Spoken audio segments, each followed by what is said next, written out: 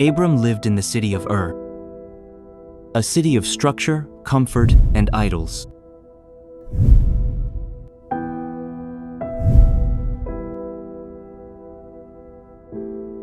He was respected, established, surrounded by family and servants. And yet, his heart ached for something more. He and Sarai had no children, no one to carry their name. And in a world where legacy meant everything, that silence was painful. And one day, God spoke, "Leave your country, your people, and your father's household. Go to the land I will show you." Genesis 12:1. And God didn't say where. He simply said, "Go." And Abram trusted.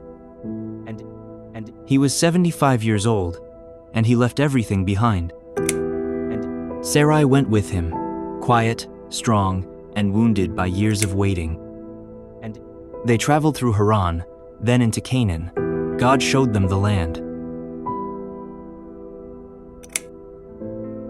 "To your offspring I will give this land." Genesis 12:7. They built altars as they went, markers of faith, symbols of a promise not yet seen. There was a famine. They went to Egypt. Afraid, Abram told Pharaoh that Sarai was his sister. It was a mistake, but even then, God protected them. Back in Canaan, their herds grew, so much that Abram and Lot parted ways.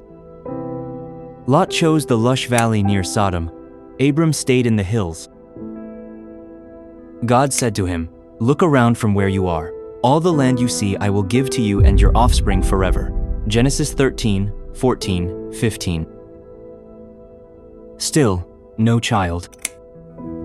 Abram cried out, "Sovereign Lord, what can you give me since I remain childless?" Genesis 15:2. God took him outside and said, "Look up at the sky and count the stars if you can. So shall your offspring be." Genesis 15:5. And Abram believed. Time passed. Still no son. Sarai offered her servant, Hagar. Hagar bore Abram a child named Ishmael. Abram loved him, raised him, but God had something more. At 99 years old, God gave Abram a new name, Abraham, father of many. And Sarai became Sarah. 3 visitors came, angels in the form of men. They said, "Next year, Sarah will have a son." Genesis 18:10. Sarah laughed, not out of joy, just disbelief. She was 90.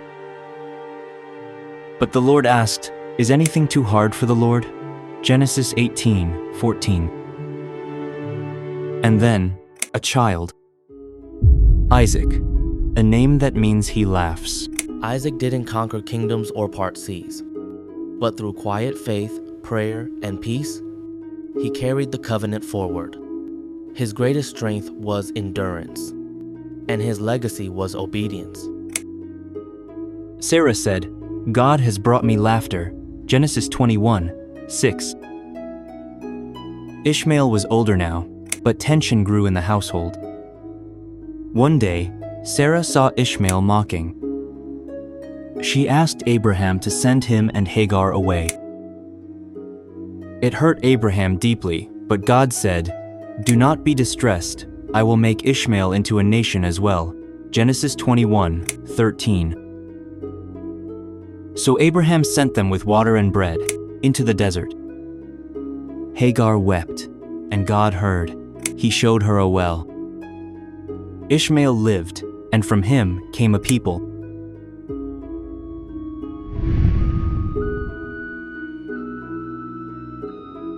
Years passed. Isaac grew strong.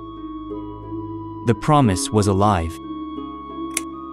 Then, God tested Abraham. "Take your son, your only son, whom you love, Isaac, and offer him as a sacrifice." Genesis 22:2. They traveled to Mount Moriah, Isaac carried the wood, Abraham the fire and knife. Isaac asked, "Father, where is the lamb?" Genesis 22:7. Abraham said, "God will provide." Genesis 22:8. He built the altar, laid the wood, tied his son, lifted the knife. And then God called out, "Do not lay a hand on the boy." Genesis 22:12. Abraham looked up. There, in the thicket, a ram God had provided. When Abraham died, he had not seen the multitude, but he had seen Isaac, and that was enough. He walked by faith, through deserts, through doubt, through silence.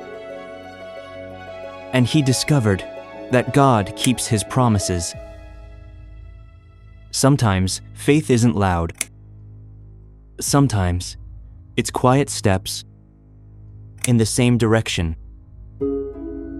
And in every step, God goes with us. Abraham's life was built on faith, not certainty. He left home, waited through silence, and trusted through trials. God didn't always explain, but he always provided.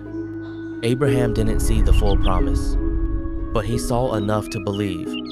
Today, we are the legacy of that promise. If we belong to Christ, we are Abraham's children, walking the same path of faith. The same God still speaks, still calls, still provides. And what he asked of Abraham then, he may ask of you now.